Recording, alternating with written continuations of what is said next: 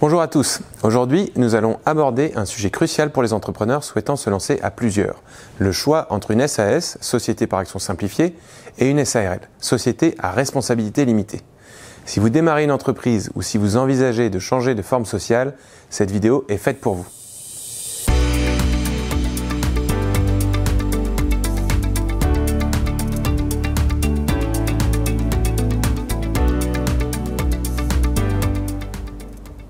Revenons rapidement sur ce qu'est une SAS. C'est une société par action simplifiée. Elle est régie par le Code du commerce. Son avantage principal est sa souplesse de fonctionnement. Les associés déterminent librement les statuts et donc les règles d'organisation et de gestion de leur société. La SARL veut dire Société à responsabilité limitée. Elle est aussi gérée par le Code du commerce, mais de façon beaucoup plus encadrée. Les règles de fonctionnement de la SARL sont généralement plus contraignantes. On doit envoyer des recommandés pour convoquer ses associés à une assemblée générale, par exemple. Mais cet aspect contraignant est parfois perçu comme rassurant pour les associés. La SAS et la SARL présentent plusieurs points communs. Les formalités de constitution sont similaires.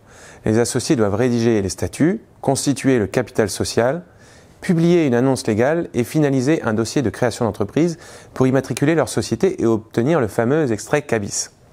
Les associés peuvent constituer leur société avec 1 euro symbolique. Il n'y a pas de minimum imposé, quelle que soit la forme juridique. Il faut apporter une nuance. Les associés de la SAS doivent libérer au moins 50% de leurs apports au moment de la création, c'est-à-dire qu'ils doivent apporter ces sommes sur le compte de dépôt de capital au moment de la création, alors qu'en SARL, la libération des apports doit être effectuée à hauteur de 20% seulement. La responsabilité des associés est limitée au montant de leurs apports. Si un associé apporte 1 000 euros au capital social et que la société est tenue d'une dette de 10 000 euros, l'associé ne sera redevable qu'à hauteur de 1 000 euros qu'il a apporté au capital. Enfin, au niveau de la fiscalité, la SAS et la SARL sont soumises par défaut à l'impôt sur les sociétés. Elles peuvent opter pour le régime de l'impôt sur le revenu pendant une durée de 5 ans maximum, sachant qu'il y a un cas particulier pour les SARL familiales, c'est-à-dire constituées par les membres d'une même famille, qui, elles, peuvent opter pour l'impôt sur le revenu quand elles le souhaitent et sans limite de durée.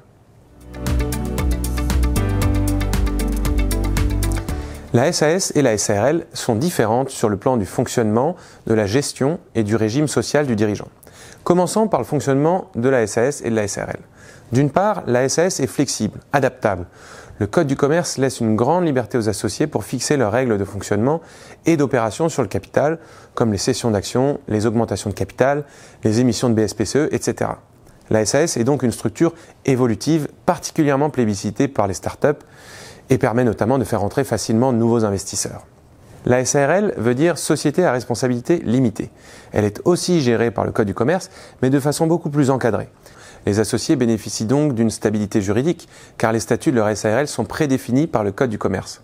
Elle est la forme juridique des projets familiaux ou traditionnels. Au niveau de la direction, les associés de SAS ont l'obligation légale de nommer un président. Il représente la société à l'égard des tiers. À ses côtés, ils peuvent décider de placer, mais ce n'est pas obligatoire, un ou plusieurs directeurs généraux. Le président et les éventuels directeurs généraux sont appelés des mandataires sociaux et peuvent être des associés ou des tiers extérieurs à l'entreprise. La SARL, quant à elle, est dirigée par au minimum un gérant, mais il peut y en avoir plusieurs. Le gérant dispose des pouvoirs les plus étendus. Il peut être un associé, majoritaire, minoritaire ou même un tiers extérieur à l'entreprise. Avant de découvrir nos astuces pour choisir entre SAS et SARL, si vous trouvez cette vidéo utile, je vous invite à liker et à la partager autour de vous. Et bien sûr, pour ne rien manquer de nos prochaines vidéos, n'hésitez pas à vous abonner et à activer les notifications. Le régime social du dirigeant est l'une des différences fondamentales entre ces deux formes juridiques. Dans le cas de la SAS, le président est assimilé salarié. Il est rattaché au régime général de la sécurité sociale. Il dispose donc des mêmes droits qu'un salarié classique, exception faite de l'assurance chômage et des congés payés. En contrepartie de cette protection sociale complète, le taux de cotisation sociale, salariale et patronale, est conséquent. Il représente 75 à 80% du salaire net du dirigeant. Il faut avoir en tête que des bulletins de salaire doivent être émis lorsqu'on se rémunère en tant que président ou en tant que directeur général de SAS. Dans le cas de la SARL, il faut distinguer si le gérant est associé majoritaire ou minoritaire. Pour rappel, le gérant majoritaire est celui qui, seul ou à plusieurs gérants, détient ou détiennent plus de 50% des parts de la SARL. S'il est majoritaire, il est considéré comme un travailleur non salarié, TNS. Il est rattaché au régime de la sécurité sociale des indépendants. Le taux de cotisation sociale à payer est d'environ 45%, donc beaucoup moins élevé qu'en SAS. Cependant, il bénéficiera également d'une protection sociale moindre. Par exemple, à partir d'une certaine rémunération, la retraite du gérant majoritaire sera moins intéressante que celle d'un assimilé salarié. Par ailleurs, il aura intérêt à souscrire à une prévoyance complémentaire qui n'est pas incluse dans ces 45% de cotisation sociale, alors que c'est inclus en SAS. Et même en l'absence de rémunération, la SARL sera redevable de cotisation sociale minimale, environ 1 200 € par an. Les gérants minoritaires, qui détiennent moins de 50% des parts, ou égalitaires, qui détiennent exactement 50% des parts, ont le statut d'assimilé salarié. Donc, comme le président de SAS, ils sont aussi rattachés au régime général de la sécurité sociale et disposent d'une protection sociale complète. Pour récapituler, pour vous aider à choisir plus facilement entre la SAS et la SARL, avant de vous lancer, il faudra vous interroger sur le fonctionnement souhaité. Vous pouvez opter pour la souplesse de la SAS ou la stabilité de la SARL.